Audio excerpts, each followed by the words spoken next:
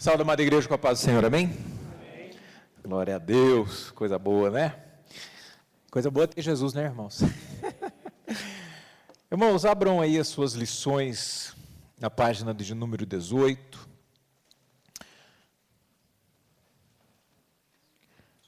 Vamos ler o versículo tema aqui, 1 Coríntios 11, no versículo de número 16, para que a gente dê início, então, a este estudo.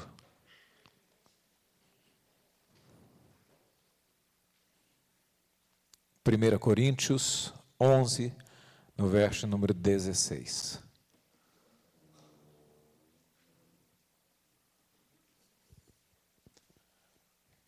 Quem tiver com a apostila, está aí, é o versículo chave, tema.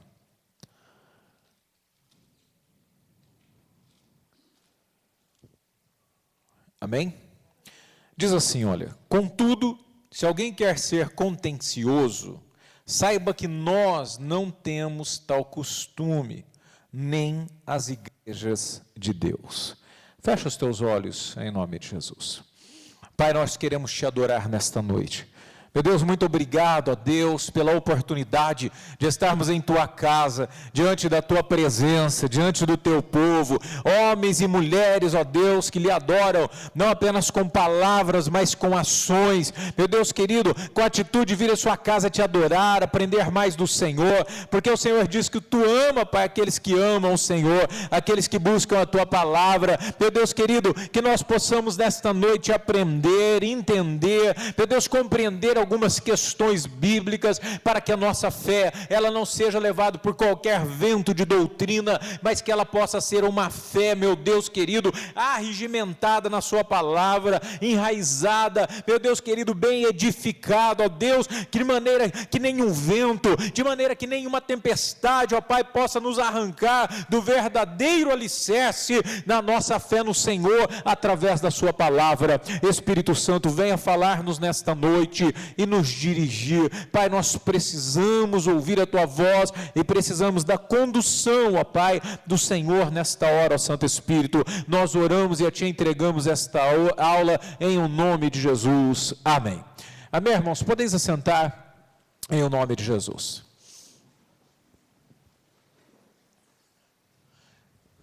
Ninguém de regata, né? Ninguém assim de sandália. Interessante, muito bem.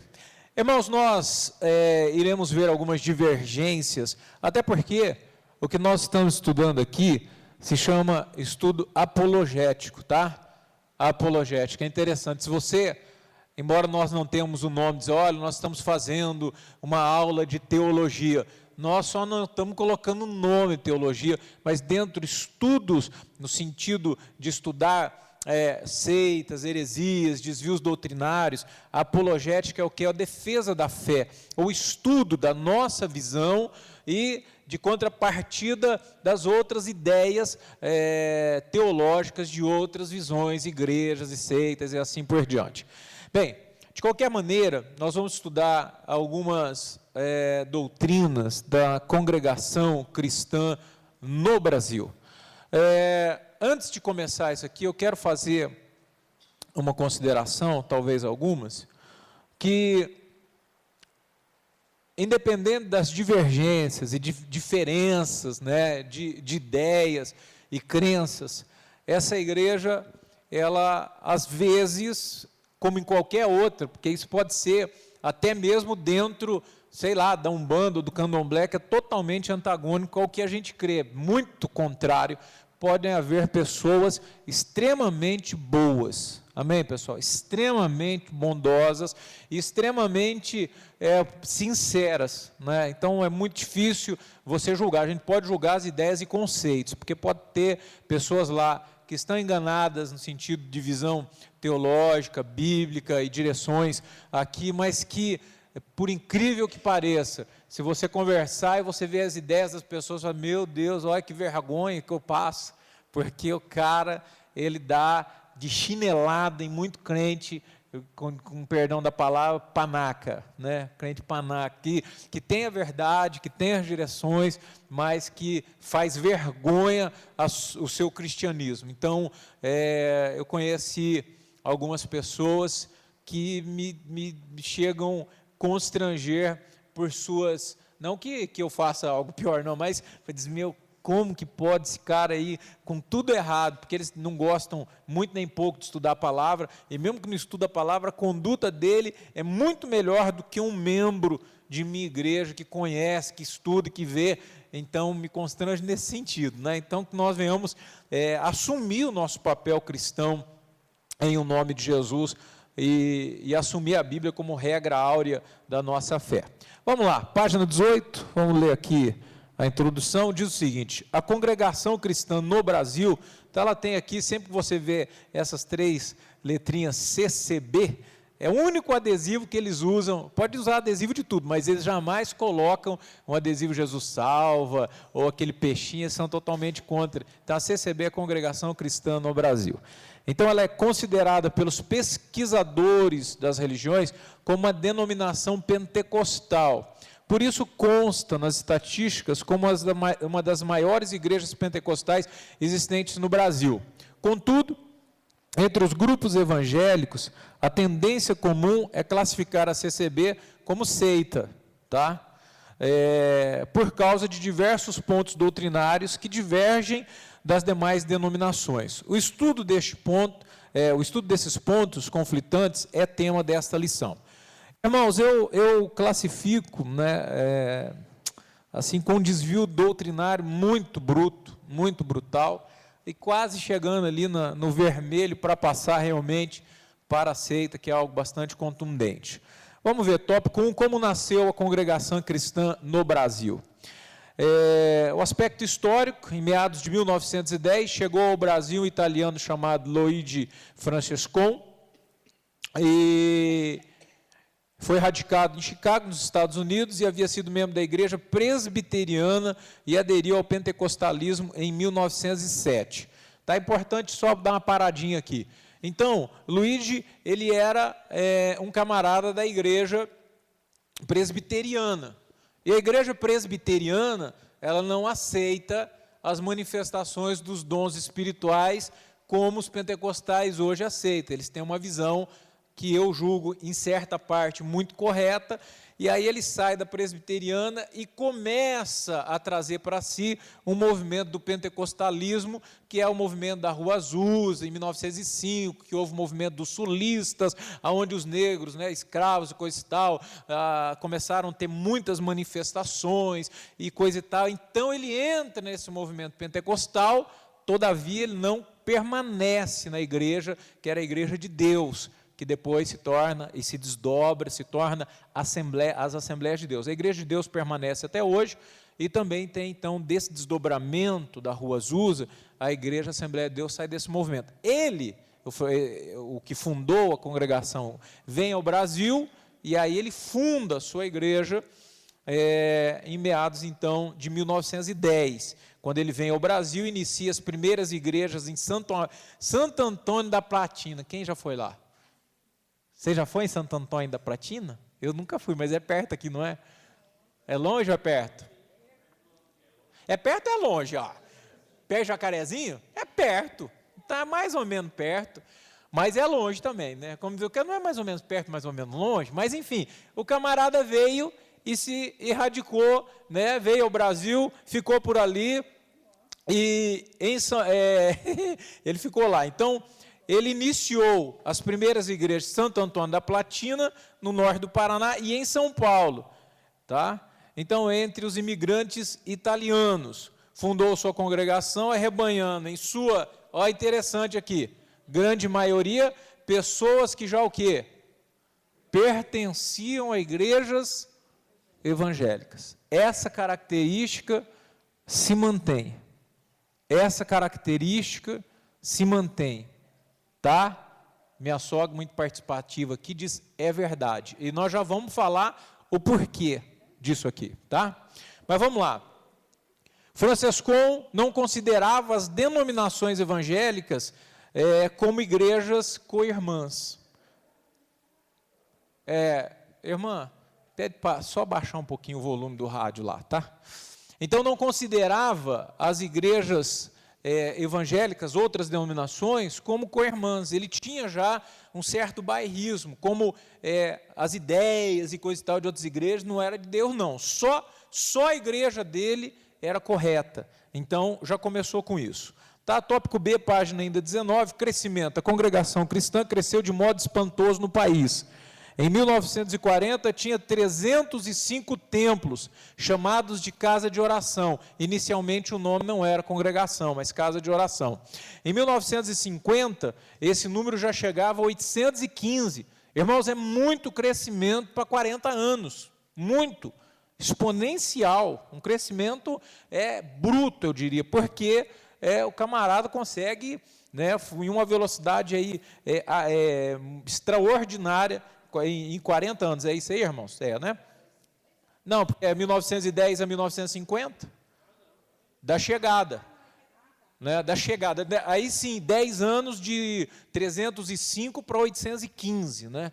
Ele cresceu 500 igrejas em 10 anos, mas no início até o final 800. Então é muito. Isso que não tinha internet, não tinha nada no sentido da mídia que hoje se tem. Então ele começou fazendo o quê? Qual era o trabalho nesse sentido aí? Era o trabalho praticamente não de evangelismo. E essa é a grande bronca. É uma das grandes broncas. Tá? O que está acontecendo lá, irmã? Quem mais? Com Jó é impossível. Isso vai ser impossível. Então tá, mas vamos lá. Porque se fosse só ele, dava, mas ele com todas aquelas garotadas ali, é impossível. Deixa eles lá. Então, veja bem, qual é o grande problema quando eu digo isso? Por que minha sogra diz a verdade? Porque ela tem dentro da família pessoas da congregação cristã no Brasil, embora era congregação cristã do Brasil, porque ela foi fundada no Brasil, estava restrita ao Brasil, e agora ela já partiu para outras nacionalidades. Né? Então, no Brasil, congregação cristã nos Estados Unidos, congregação cristã no Paraguai, e assim por diante. Assim como o Brasil para Cristo. Né? Daí tem o Paraguai para Cristo, Venezuela para Cristo, e assim por diante. Mas, enfim, então, o que acontece? A grande pegada de Franciscon foi pregar para já crentes. E é uma sacada. Você ir pregar para quem já é crente, é mamão com açúcar. É facinho, é moleza. Por quê? Porque a grande dificuldade de você trazer um cara para a igreja é você convencer ele a vir à igreja. O cara está todo sujo, a mulher está toda detonada e coisa e tal, e vai lá, a pessoa e prega, e fala de Jesus e ora, intercede, trabalha, e é um trabalho extenuante para trazer e coisa e tal. Aí o camarada está dentro da igreja. Quando ele está dentro da igreja, aí os adeptos da congregação começam a dizer: escuta, você tem certeza que aonde você está indo está correto? Você tem certeza? Você já viu aqui, porque eles não conseguem, daí eles leem lá, eles não conseguem distinguir a diferença da mão direita para a mão esquerda, e aí começam a colocar alguns pontos divergentes, né, textos isolados, que geram confusão na mente da pessoa, e ela consegue, vamos lá um culto lá na minha igreja, e aí leva o camarada para a congregação. Por que eu estou falando isso? Tem alguns dados que eu vou dizer para você aqui hoje. Olha, não tenho certeza, são apenas estudos que eu fiz complementares, não posso afirmar, mas isso que eu vou dizer agora para vocês, eu posso afirmar, porque eu vivi isso. A minha sogra, talvez, a Bíblia diz, guarde isso bem, uns plantam, outros regam, mas quem dá o crescimento é quem?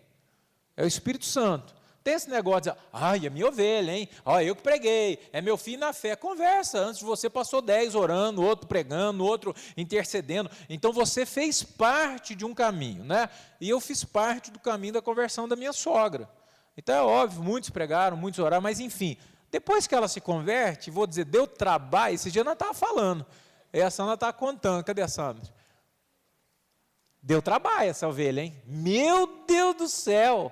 Serginho, cadê o Serginho? Não veio? Tá bom.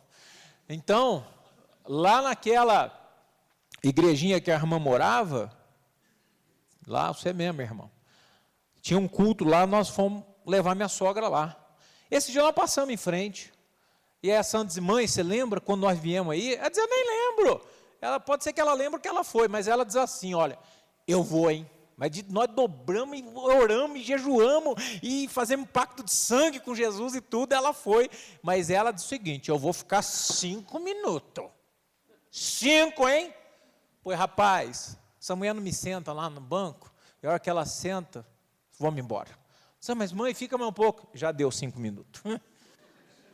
Rapaz, já deu 5. E não tinha o que dobrava para segurar, não. Vamos embora. Mas Deus fez a obra, enfim. Mas deu um trabalho, né? Deu muito trabalho. Outro dia eu conto que dá culto falar, graças a Deus. Graças a Deus, deu muito trabalho. Mas enfim, assim é a conversão, é trabalhosa. Se você olhar para a sua vida, você que realmente é de Deus hoje, quanto trabalho você deu para quem pregava para você, quanto trabalho você deu para o pastor, para o outro irmão, para um que plantou, né, o outro que regou, quanto trabalho. Aí o camarada está ali bonitinho na igreja, aí meu filho, isso é a coisa mais bonita que tem. Minha sogra passando por problemas severos na família, pessoal, coisa e tal, e a família toda dela, da congregação vinha, ninguém falava nada, nunca. Escutaram? Nunca. Converteu, batizou, rapaz, mas cair igual, não sei, abelha no mel, formiga no bolo, sei lá eu, mas matando. Aí como ela é essa cascona dura mesmo, fosse isso é engraçado, hein, Júlia? Enquanto estava me ferrando, me lascando, cheio de problemas, você vendo eu me matar com isso, com aquilo, você nunca me falou de Jesus. Aí viu? Isso é uma benção, é interativa. E aí diz aí que ainda falava, nunca apresentou Jesus como solução, nunca. Aí o que eles fazem hoje? Quando a pessoa é convertida, então eles tentam lançar que a sua fé está errada, que as suas diretrizes estão erradas. Nós vamos ver alguns pontos. Um que é bem particular e peculiar é que eles detestam essa pessoa que aqui vos fala, não eu, mas qualquer pastor, detestam, diz que são usurpadores, que são ladrões, que são tudo que você pensar. E aí é óbvio que tem alguns que eu compartilho da ideia, porque a Bíblia diz que alguns pastores, dos pastores que querem apenas a lã das ovelhas, mas falando do rebanho, ou a gordura das ovelhas, no sentido de pastores que só sangram as ovelhas, que são mercenários, então eles não têm pastores, e aí eles detonam, viu, olha aqui, coisa e tal, então eles começam a implantar uma ideia contrária, lá na tua igreja tira oferta, na nossa não tira, mas ela pede dinheiro, a nossa não pede, conversa, porque eles têm um meio de pedir dinheiro diferente, né? Pede na portaria, tem envelope, coisa e tal, enfim, mas eles trabalham muito no sentido de angariar ou de arrebanhar pessoas que já são convertidas. Você nunca vai ver a CCB fazendo trabalho de praça, nunca, evangelístico, porque eles têm uma preferência em pegar alguém que já está tratado e levar para a igreja. Agora, a apostila não fala, mas eu já vou te dizer que eu fiz um estudinho assim, rápido, paralelo, né? Para que você entenda quais são os atrativos. Por que uma pessoa sai de uma igreja que tem a palavra como regra, pautada, pregação na palavra, diretrizes da palavra, e se troca por uma igreja que, para que vocês tenham ideia, eles não têm estudo bíblico, não há estudo bíblico dentro da congregação, porque a visão é justamente aqui, em 2 Coríntios 3, no versículo de número 6, abre aí.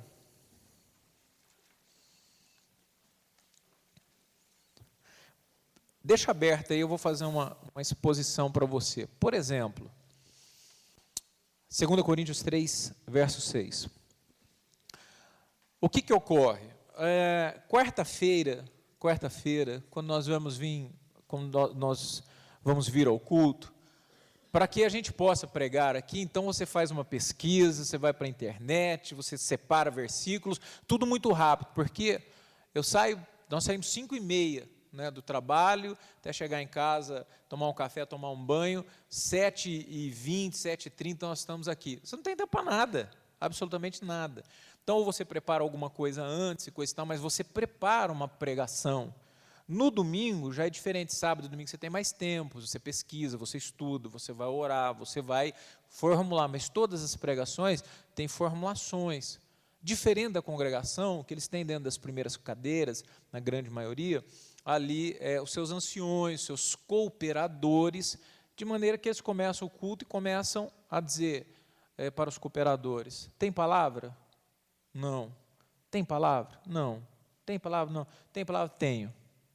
Então, esse tem palavra, que ele diz ter recebido essa palavra de Deus, ele assume a tribuna, abre a Bíblia assim, Jesus chegando à casa daquele chefe, vendo os instrumentistas e o povo em alvoroço, retirai-vos, porque a menina tá. Então, ele vai pregar sobre aquela palavra que ele diz Deus ter dado a ele, e é na hora. Para tanto, eles usam algo interessante nisso aqui. Eles dizem assim, por que é que você vai à sua igreja se lá você come uma comida requentada ou amanhecida? Como assim? Lá o teu pastor tem que preparar coisa e tal. Na congregação é diferente, é comida na hora, é algo fresco, porque a revelação vem na hora. Então, são coisas como essa. Porém, o cara não tem texto, não tem contexto, não tem nada. Nada, ele vai quase para algo que nós chamamos de bibliomancia. O que é isso? Adivinhação pela Bíblia, quase como isso. Então, o cara lê aqui e fala. Abrindo um parênteses, como eu disse, são dados não totalmente reais. Alguém que disse que é um pastor, alguém de Deus, não sei se é verdade, mas eu vou abrir um parênteses aqui. Diz que na entrada, eles estão lá, olha, você quer oração? Quero, para quê? Estou com problema com meu marido. Você quer oração? Quero sim, mas eu quero, vou fazer uma viagem. E você quer uma oração? Quero, olha, é que eu estou pensando em fazer um negócio, cirurgia, não sei o quê. Então, e você? Então, mais ou menos, eles pegam o que é a congregação no momento, alguém que está chegando, está com necessidade, faz aquela ficha, coisa e tal, para oração, e essa ficha, não sei se é verdade, tá? Aqui eu quero pontuar. E para quem vai pregar, ele segura lá. E aí ele, olha aqui, não sei o quê, como eu abri aqui, caiu na morte, né, da filha de Jairo e coisa e tal, olha, tem gente que está vivendo morte no casamento, problema na empresa e coisa e tal. Então, aparentemente, há uma revelação do que está ocorrendo, mas tudo o obreiro já pegou antes lá, ou o cooperador. Não posso afirmar, tá? Beleza, fecha parênteses. Vamos lá. Por que eles fazem isso? No sentido de não estudar a palavra, para não ter contexto, para que não tenha estudo da Bíblia, para que não tenha conhecimento bíblico, e que eles não querem uma comida requentada, querem tudo na hora. Tudo baseado em 2 Coríntios 3, no versículo de número 6, que diz, o qual fez também capazes de ser ministros do Novo Testamento, não da letra, mas do Espírito, porque a letra faz o que, irmãos? E o Espírito... Tá, então, está aqui o porquê, eu já explico. Aqui acaba pegando também, dentro da ideia de alguns pentecostais, ou neopentecostais, ou de alguns pentecostais radicais. Irmãos, essa palavra de que a letra mata e o Espírito traz vida, ela não tem nada a ver, absolutamente nada a ver, de se estudar a palavra de Deus, nada. Esse é o problema de não entender texto e contexto. Esse é o problema de ler a Bíblia sem uma orientação. Esse é o problema de pegar um texto qualquer e trazer para si como regra de vida, e não tem contexto e respaldo bíblico, nem leu antes, nem o depois. Esse é o problema. E aí eles dizem assim, não, lá nós não ficamos na letra, porque a letra mata. Então eles nem estudam, nem pesquisam, nem vão se informar, porque a letra mata, mas o Espírito traz vida. Então, se o Espírito traz vida, nós pregamos pelo Espírito. E eu já ouvi parente meu, que inclusive fez uma coisa, um ato hediondo, né? Que a letra mata. Esse negócio, vocês são muito de Bíblia, tem que deixar mais do Espírito. Eu falei, rapaz, você fez teologia, cara, você ficou lá fazendo residência, né? Não é esse o nome, quando o cara fica lá, é seminário. Não é? Você ficou 5 anos estudando e vem me falar asneira. É um primo meu, você vai me falar asneira, cara, que a letra mata e o Espírito traz vida. Porque ele veio à igreja, gente, muito Bíblia. Não, tem que ser mais espiritual. Você quer falar, rapaz, cai na real. Aí encheu o goró de cachaça e vinho e foi trair a mulher. Falei, a letra, o Espírito está trazendo muita vida mesmo, né? Enfim, sei lá. Mas, então, qual que é o conceito e qual é a realidade para isso? Quando o apóstolo Paulo está dizendo que a letra mata e o Espírito traz vida, ele estava dizendo da tábua ou das tábuas da lei, que o que acontecia quando alguém, por exemplo, quebrava o sábado? Qual que era a sentença? Qual era? Quando o cara quebrava o sábado lá no tempo da lei, qual era a sentença? Morte. Morte. Qual era a sentença para a pessoa que adorava um ídolo? Morte. Se você olhar Levítico, você vai ver que todas, tipo, tem a sentença do cara cuspir o filho e abandonar. Havia sentença do cara, por exemplo, abandonar a mulher, né, ou a mulher quando ela estava impura e coisa e tal, mas haviam sentenças de morte. Então Paulo está dizendo, olha, a letra ou a lei, ela mata, mas o Espírito traz vida. Não tem nada a ver em estudar a Bíblia, depois você lê, porque o contexto disso aqui é totalmente ligado a isso. E aí eles não querem estudar a Bíblia, não querem, mas eles pegam versículos que, na verdade, confrontam, né, as ideias da sua igreja, ou de qualquer outra igreja, para dizer que está errado. E aí leva a pessoa para a igreja. Aí chega lá, o cara, nossa, olha, o cara nem estuda nada, está falando, sei lá, o meu respeito, ó, a pregação e tarará, mas tem essas divergências que são realmente muito, muito, muito perigosas, né? Perigosas. Mas vamos lá. Página 19, tópico B, crescimento, nós já vimos. C, em seu livro A Síndrome dos Fariseus, divergências e discriminações dentre o povo de Deus, Rubens de Castro e Souza afirma: a Bíblia é lida e interpretada a bel prazer de alguns na CCB, por alguns. A CCB considera filhos do inferno as pessoas que se convertem em outras igrejas evangélicas, tidas por eles como seitas, tá? Para tanto que eles não aceitam o batismo. Supondo que alguém que foi lá da igreja Y, ou daqui está amarrado o nome de Jesus, foi para lá, não vigiou, bobeou, chega lá e diz, isso era de qual igreja? Era da Geração Vida, lá no Brasil. Deus me livre, filho, você tem que batizar de novo, você precisa ir para a água de novo. Então, quer dizer, não há para eles uma outra igreja que possa ter a graça e o poder de salvação de Jesus Cristo, tem que batizar de novo. Aqui não.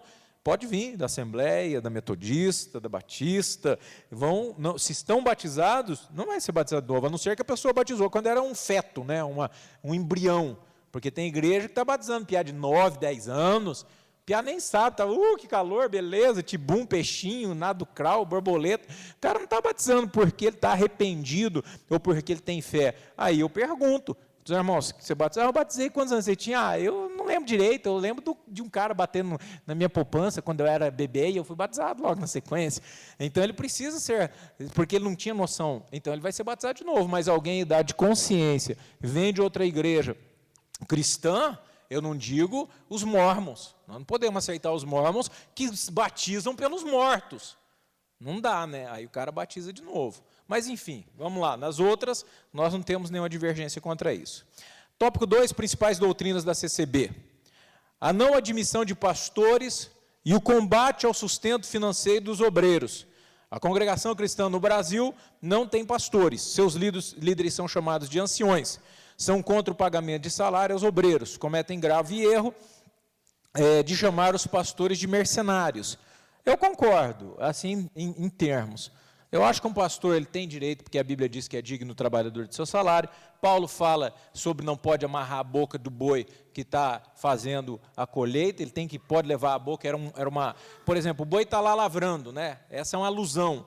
E ele está no meio das carreiras do milho, não pode fechar a boca do boi, porque ele está trabalhando para aquela lavoura. Então ele pode levar a sua boca de vez em quando e puxar ali um milho, alguma coisa, no sentido de que um obreiro ou um pastor tenham direito, sim, de ganhar salário, mas lá é absurdo, embora eu não ganhe nada, e alguém, é engraçado, até hoje vou conversar com membros dessa igreja, diz assim, então, irmão, eu não tenho aqui na igreja 13º, nem férias, nem mesmo um tanque de gasolina por mês, nem mesmo a conta de telefone, e nem mesmo, sei lá, um seguro de vida, uma Unimed, coisa e tal.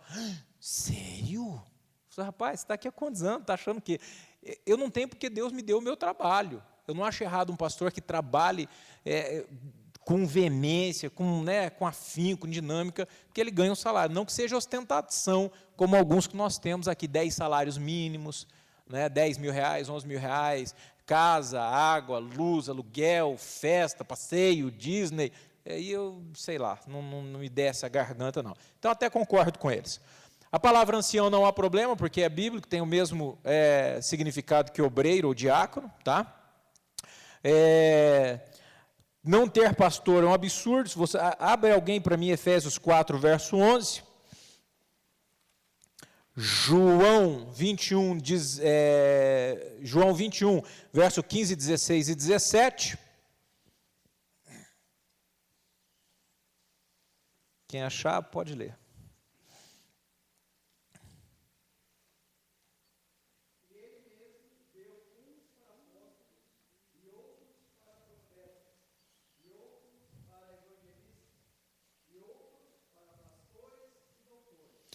Outros para pastores e doutores.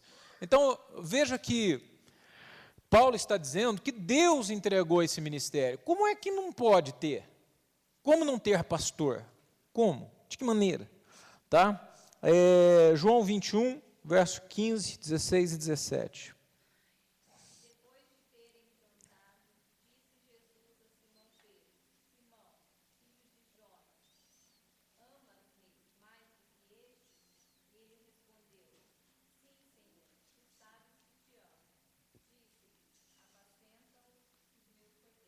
Pronto. Tem alguém que tem a tradução pastoreia? Não? Pastoreia meu rebanho, tá? Mas apacenta no sentido de pastor. Oi? Ah, então desculpa, não foi lido tudo. Então 16, por favor. Vamos deixar um outro irmão ler o 16 e o outro 17.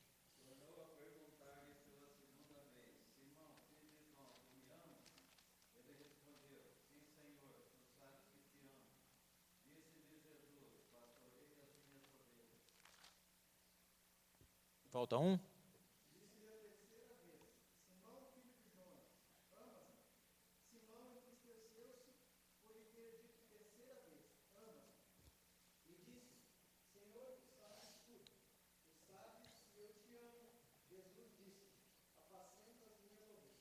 Então veja que a palavra aqui, pastoreia, ou nós vimos como nós vimos em Efésios, pastor, a Bíblia não diz para nós padre, a Bíblia não diz para nós ancião, mas a amplitude daquele que vai cuidar da igreja, ela é colocada como pastor de ovelhas. E a Bíblia também nos diz o sumo pastor, que é Jesus. Nós estamos aqui, como diz, de copastores.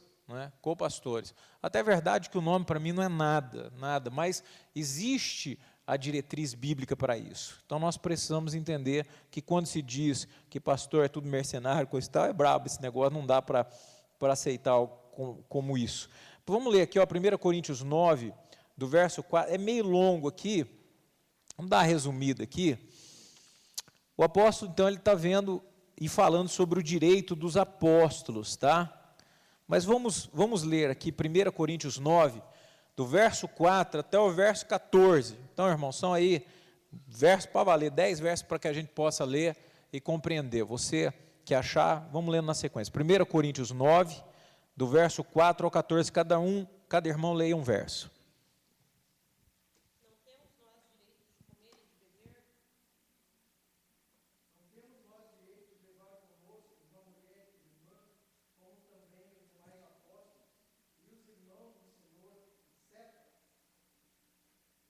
Somente eu e Barnabé não temos direito de deixar de trabalhar?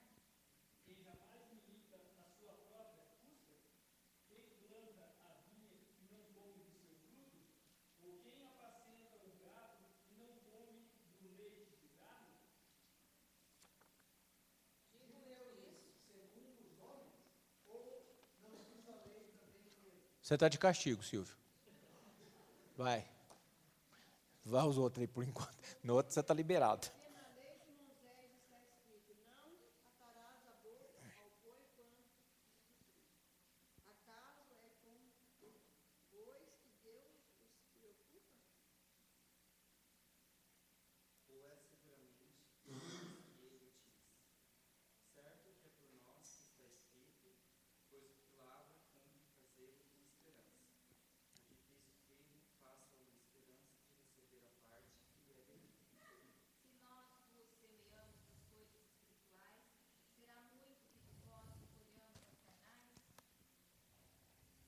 Se outros participam deste poder sobre vós, por que não mais juntamente nós? Mas nós não usamos deste direito, antes suportamos tudo para não pormos impedimento algum ao Evangelho de Cristo. Não sabeis vós que os que ministram o que é sagrado como o que é do templo, e que os de contínuo estão junto ao altar, participam do altar?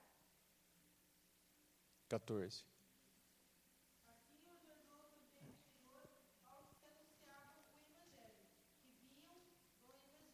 Que vivam do Evangelho. Olha aqui, gente. Olha o que o apóstolo está dizendo, né? Em resumo aqui, olha. Verso 7. Quem jamais milita a sua própria custa? Quem é por acaso que vai a uma guerra e vai comprar lá a metralhadora, a granada? Não, alguém vai bancar isso aí para ele. Quem planta uma vinha ou uma parreira, né, e não come deste seu fruto? Quem apacenta o gado e não come do leite do gado? Tipo assim, o que Paulo estava fazendo uma defesa é que os apóstolos, ou quem trabalhava na obra, tinha direito. Ele chega a falar assim, olha, no verso 11, se nós vos semeamos em coisas espirituais, ou seja, ele estava pregando, ele estava dando a direção, ele estava cuidando do povo, semeando espiritualmente, será muito que de vós recolhemos as carnais? O que ele está dizendo? O que é recolher as coisas carnais aqui? O que é, irmãos? Sustento. Sustento. Como é que acha que Paulo, por exemplo, fazia uma viagem missionária? De que maneira? Ele era construtor de tendas, sim. Mas e quando ele estava longe da fábrica dele? Como é que era? Ele precisava de grana. Então ele recebia, ele recolhia. Não é essa palhaçada que acontece hoje em dia, né? Infelizmente, em alguns lugares. Mas então, no verso 13, diz, não sabeis, vós que os que administram o que é sagrado comem do que é do templo, e que os que de contínuo estão junto ao altar participam do altar? Então não há nada de ilícito um pastor que trabalha integralmente na obra do Senhor, ou não precisa ser integral, não. Se algum dia eu achar que eu vou reduzir as minhas atividades e financeiramente eu preciso de ajuda da igreja, eu não vou ter problema nenhum de dizer, olha, a idade chegou, os cabelos caiu, branqueou, a força já não é mais a mesma, né? Eu tenho uma renda X lá, mas não está dando aí, eu estou pastoreando, não sei se eu vou estar vivo, aguentar o choque até lá, mas supondo que fosse necessário, que mal que tem? Eu acho que, bem da verdade, embora exista muita ostentação no meio, eu acho que um pastor devia ganhar de 100 a 150 mil reais por mês, porque, olha, eu vou falar, é de lascar, como dizer, de cair o beiço, cuidar de gente. Você só cuida porque o Espírito Santo dá força. Então, assim, mas enfim, voltando ao mundo real, pé no chão, eu acho que não tem problema nenhum em um obreiro que trabalha, uma pessoa que trabalha na igreja, junto ao altar de Deus, que se desprende tempo, energia, ele ganha salário. Não há problema nenhum. Eu só não ganho porque hoje Deus me sustenta através daquilo que a gente faz, para a glória dele. Não teria problema nenhum com isso. Agora, ostentação e essa palhaçada que existe aí, pastores com carrão, pastores pegando dinheiro, sabe, ostentando, fazendo com dinheiro do povo, palhaçada, isso me arrebenta. Mas, enfim, vamos lá. Vamos virar aqui. Vamos virar a página de número 20. Sim, deixa eu só fazer uma observação. A Igreja Congregação Cristã no Brasil, eles não fazem casamento, tá? não fazem casamento, não fazem, porque diz que é uma instituição já de Deus, então não é necessário que haja casamento. Não apresentam crianças também. Em Lucas 2, 21 e 22, a 24, diz que Jesus foi apresentado e como cristãos nós fazemos exatamente a mesma coisa a qual ele fez. Bom, virando a página 20, o termo pastor é usado metaforicamente em Efésios 4:11, como nós lemos, que significa aquele que conduz um grupo, que ensina, preside e está à frente. Em Hebreus, o autor usa uma outra palavra para as funções pastorais, com o significado do termo de ser líder, autoridade, ir adiante, claramente remete às suas atividades de pastores. Tá? Um outro detalhe aqui interessante na congregação, para mim seria muito difícil ir lá. A ser adventista era difícil porque minha sogra faz o porquinho puru que ia dar problema. E da congregação, esse negócio aqui do ósculo santo. Né? Quem sabe o que é isso aí? Joel sabe bem, né? Não, porque você trabalhou lá, só por isso, irmão. Só você sabe o que é ósculo santo? Não é ósculo é óculos santo. Não. Ósculo santo é beijo. Então, ele chega lá, nos caras barbudos, braço lá, ô meu irmão. Aí os caras do Clube da Luta tem que ficar beijando na hora que entrar lá. Oi, Deus me livre. Não ia dar certo, não. Ô irmão, paz Senhor, Pai de Deus. Vem não, irmão. Não, estou com bafo bravo, não vem não, meu filho. E eu comi alho toda vez que eu fosse lá, só para eles não virem em mim. Então tá. Engraçado, mas é trágico, né?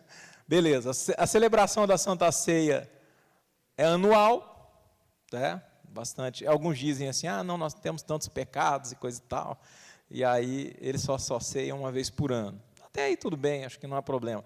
É um dado curioso, é um só cálice, por exemplo, um cálice para essa fileira, um cálice para essa, um cálice para essa, um pão, eles dividem em um cálice. Aí lá no meio da turma lá, o cara está com um beijo desse tamanho, assim, ó.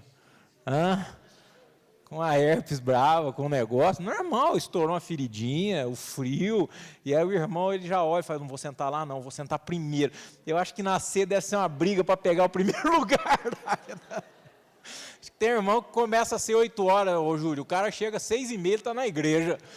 E aí eu aceito que dá briga, porque aqui de vez em quando dá briga, que o irmão tira o outro para sentar o visitante, eu acho o cúmulo do absurdo, mas aí isso é justificável, eu não marcava com um negocinho não, rapaz, eu sentava lá, eu não ia no banheiro, mas nem que matasse, mas vai que por um acaso os caras viram e começam a ceia de lá.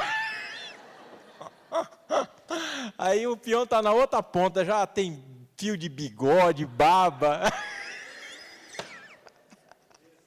Ô Leandro, foi cruel, né? Não sei. Talvez se você não se convenceu das outras coisas, para você ir lá agora, você vai ficar meio... Tu vai pensar bem, não é, então? Oh, meu Deus do céu. Ai. Bom, eles não aceitam o dízimo, dizem que o dízimo é da lei, embora tiram ofertas para tudo que você vai fazer na igreja, e para a manutenção da igreja, tá? Eu não vou falar sobre o dízimo, gostaria muito de falar sobre isso, porque tem gente que infelizmente não entende a bênção dele, mas vou segurar, eles não pedem o dízimo, mas tiram ofertas, tem envelopes direcionados a cada setor, obra assistencial, manutenção do templo, água, luz, enfim, porque senão a igreja não tem como ir, né? O batismo, eu já falei, eles não aceitam o batismo das outras igrejas. Uso do véu para você que conhece um pouco, então eles dividem inicialmente homens e mulheres, né? É dividido, não sentam juntos. Até por um pouco é bom, né? Por um pouco até, não sei não, se não vou fazer isso também. Não, estou brincando. Mas o uso do véu é o seguinte, sem o véu, Deus não aceita a oração das mulheres. Por quê? Que demanda um pouquinho de tempo, mas vou ser bem breve. Quando Paulo fala, isso está lá em Coríntios, verso 11, ele está falando para que as mulheres usassem o véu, porque seria desonroso elas estarem sem o véu. E essa é mais uma tipificação, mais um tipo de um cabelo, entre aspas, postiço. Por quê? Porque eu vou explicar um dado aqui que é histórico. A cidade de Corinto era uma cidade portuária, tá? Existiam as prostitutas cultuais e prostitutas também, que eram prostitutas cultuais. Eles faziam culto ao deus Ba e coisa e tal, né, que é o deus do vinho e das orgias e coisa e tal, e essas prostitutas rapavam a cabeça, tá? E as prostitutas normais também. E aí o que ocorria? Quando elas se convertiam, de que maneira essas mulheres poderiam não ser confundidas por as pessoas que viessem procurar uma prostituta, se era natural que as prostitutas tivessem a cabeça rapada? Colocando o quê? Um véu. Não ia ver se tinha cabelo, se não tinha. Então, Paulo traz essa visão de que se colocasse o véu, para que o cara chame, vamos fazer um programa, que isso, rapaz, eu sou de Jesus, é nada, você me enganando, vem. Não. Então, para não ter esse problema, colocava o véu. Para tanto que mais para adiante ele diz, e o cabelo foi dado em lugar de véu. Mas isso não é muito divergente, coisa e tal, mas é perigoso, porque às vezes chega uma mulher que cortou um pouco o cabelo, diz, irmã, ou às vezes não ora, é um absurdo. A irmã da minha sogra é um absurdo, cara. Você vai lá, sai com ela no meio do restaurante, dobra o joelho lá e bota o violãozinho. Né, vó? Ela no restaurante não orou, não. Não. Mas eu fui almoçar um dia na casa da tia Júlia lá, nós fomos orar pelo alimento. Peraí, eu já acho. Peraí, eu falei, o que foi, meu Deus? Eu vou pegar o véu. Aí eu disse, meu Deus, abençoe esse alimento, e ela com véu lá, né? Eu fico pensando numa batida de carro, ou sei lá, num vulcão explodindo, num tornado. Aí, se não der tempo de pegar o véu para orar, está lascado. Né? Outra questão, oração de joelhos. Se não ora de joelho, Deus não escuta. Entendeu? Então, vamos pensar aqui, duas questões. Rei Ezequiel estava morrendo, se vira para a parede, ora, Deus ouve a sua oração. Jonas, que jeito esse cara ia ficar de joelho lá dentro da baleia? Eu fico pensando, que jeito esse cara ia ficar de joelho lá dentro? E Deus ouviu. É óbvio que a oração de joelhos, ela é reverente, ela é importante, ela é uma posição de humildade, subserviência. É importante, sim, lá em sua casa, ou na igreja, alguma hora, muito importante. Agora, dizer que se eu não estiver, as mulheres não tiver de véu, e não tiver de joelhos, os homens, as mulheres, Deus não vai ouvir, então pronto, lascou. Eu já andava de véu direto, se fosse mulher, e só andava de joelho, porque nós vivemos orando, irmãos. No carro você está orando, tomando banho você está orando, você está trabalhando, você está orando, de que maneira? Então, são algumas coisas, irmãos, que realmente, como diz o outro, não cola, né? Não cola. Bom, irmãos, resumidamente, eu acho que é bem tranquilo, não tem questões assim muito terríveis, mas eu pego ainda 5 minutos de vocês para alguma pergunta, apenas dentro do tema, fiquem à vontade. Aquela foi mais rápido, o gatilho, irmã. Tá, pergunta, tal, vai, irmã, fica à vontade.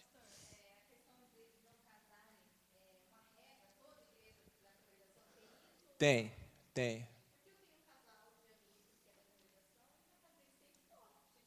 Então, talvez casou antes. Num salão. Não, mas o ancião não vai lá dar bênção, não. Você foi um juiz de paz. Um juiz de paz que faz. O ancião não faz. Entendeu? Não, mas não que vamos supor, os anciões façam. Para tanto que eu já haviam pessoas aqui na igreja que pediram para que abençoasse o casamento, porque os anciões não abençoam. Como o irmão sabe, é o juiz de paz que faz, né? Então, é dessa maneira que é feito, tá?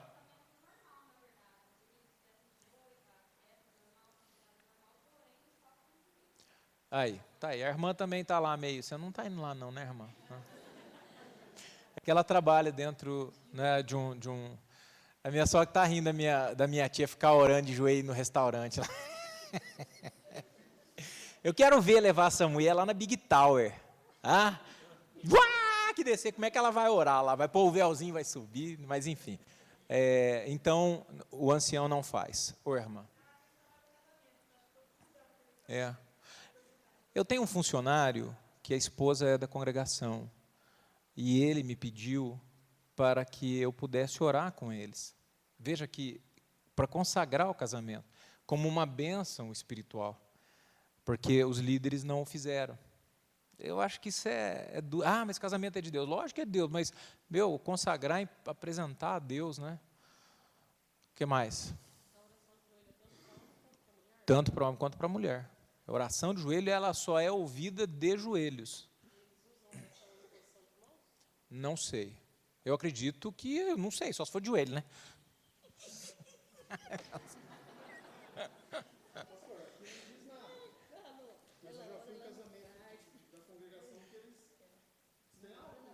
Tem o quê? Tem álcool? É verdade, bem lembrado. Bem lembrado. Irmãos, não há, até porque o cara era italiano, né, filho? Então, a bebida, tipo, os parentes da minha sogra, a Sandra, às vezes a Sandra é fogo, viu, Sandra? Meu Deus, que nos guarde. Então, eu sou aquele vampiro de suco de uva, eu tinha comprado um garrafão de 2 litros, e aí o camarada é muito envolvido, né, a família dela na congregação, e eles iam em casa. Daí, tesoureiro do Paraná. Aí a Sandra estava com o suco lá, diz, fulano vai vir aqui, pera um pouquinho. Ela virou o rótulo do suco para lá, não é? E aí diz a hora que ele chega, porque a gente, entre aspas, ele sabe o nosso poder. Vinhozinho, hein? Aí ele olhou, a Sandra, olha direitinho. Falou, irmão, aqui a casa é de crente, tá? Aí ele levou essa cutucada, aí, mas ele não ousa, eles não ousam falar conosco. Minha sogra já anda com uma peixeira de um lado, a peixeira do outro, também não. Aí diz ela que cuidava da fazenda, e a turma tinha muito respeito por ela. Né? E o respeito? Ela falou assim, mas o respeito era o nome do 38 que ela usava lá. Né? Mas, enfim, mais alguma pergunta?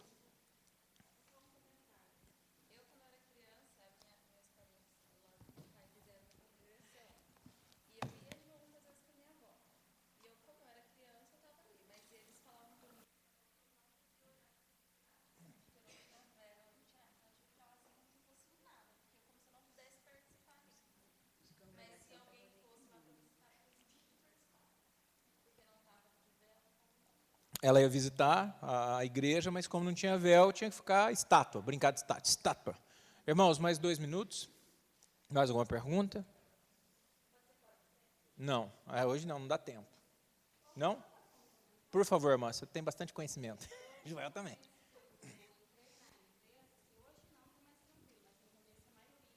Não pode falar que a empresa você está, chama bichinho e faz joia, né? Tá.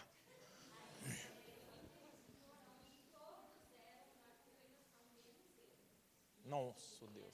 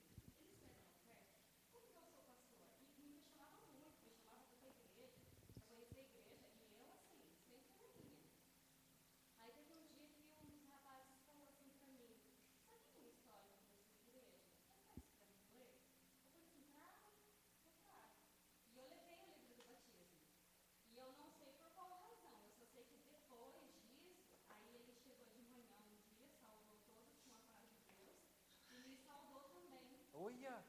E depois disso, todos eles chegavam de manhã, não me falavam mais bom dia, me falavam paz de Deus. Ô, irmão, vou imprimir mais então, estudo para você levar lá.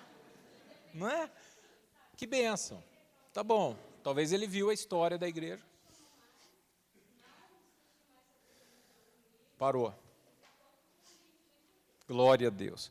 Bom, irmão, só lembrando assim, que existem pessoas realmente de calibre, de caráter, pessoas muito boas, mas existem desvios doutrinários que a gente vê que é muito sério. O fato de não estudar a Bíblia e ter uma bibliomancia na vida, isso é muito perigoso, muito perigoso. Vamos ficar de pé? A irmã quer deixar a pergunta para o próximo estudo? Vamos ficar em pé, então, vamos só escutar a pergunta, vamos orar. Desculpa. A tua irmã nós zerou, mas eu estudei. Tá? Eu estudei. Quero que você fique. Vou anotar, porque certamente eu vou esquecer. Fala a sua também, irmã. Alguém tem uma caneta de pronto aí? Está aqui, está na mão. Nossa, que gente rápida. Porque As luzinhas. Tá bom. Vou colocar aqui o fogo na mata. Fala, irmã.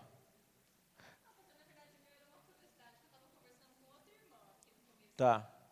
Porque questão de nome, de filho, de superstição. Aham. Não põe esse porque é muito arteiro, esse é não sei o quê. Aí eu falei pra ela que era bobeira. Não intervém nada. Só, mas por que Deus mudou o nome de Jacó? Aí eu não sei. Porque era um nome feio, mas Jacó. Jacó.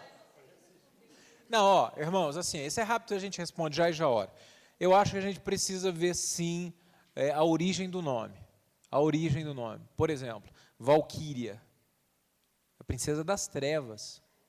Adriana, é um nome ruim. Ai, mas meu Deus, tem uma Valquíria aqui. Ai, meu, estou com demônio. Não, ora e repreende, tá certo. Deus conhece você até por um outro nome, coisa e tal. Interessante, Deus vai mudar o nosso nome nos céus, né? Mas assim, enfim, se você vai ser mãe e pai, pesquisa um nome. Põe um nome que tem relação com bênção, sim. Eu acho interessante, mas já tem um nome que tem alguma coisa. Ah, eu sou assim porque é o meu nome. Nada a ver. Jesus te lavou, Jesus te santificou, não tem nada a ver. Quem já tem um nome que é estranho, Paulo é pequeno. E eu me sinto pequeno mesmo. Como diz outro, né? Nada diante de Deus. Mas tem nomes que fazem alusão. Eu, assim, ó, por exemplo, Jacó era usurpador. O nome dele, usurpador, né? Tem um outro significado também. Então mudou para príncipe, né? E coisa e tal. Mas vamos ficar tranquilos, não vamos mudar o nome não, vamos orar para Deus mudar a nossa sorte. E se você vai ter filho, analise que nome tem o seu filho, tá? Feche os seus olhos em nome de Jesus. Pai, muito obrigado por nos conduzir. Abençoa essa classe, Pai. Essas vidas que com esmero e amor estão aqui para aprender a Tua palavra. Meu Deus querido, nós oramos pela ceia amanhã, que nós possamos estar juntos e unidos para ouvir a Tua palavra, meu Deus, ouvir a Tua voz e a Tua direção. Juntos queremos estar fazendo memória do Senhor, meu Deus, da Tua morte, do derramar do Teu sangue e desta nova aliança. Pai, traga-nos aqui para a intercessão, traga-nos para a oração, traga-nos, ó Deus, para juntos, ó Deus, unidos buscar a sua face, é a nossa oração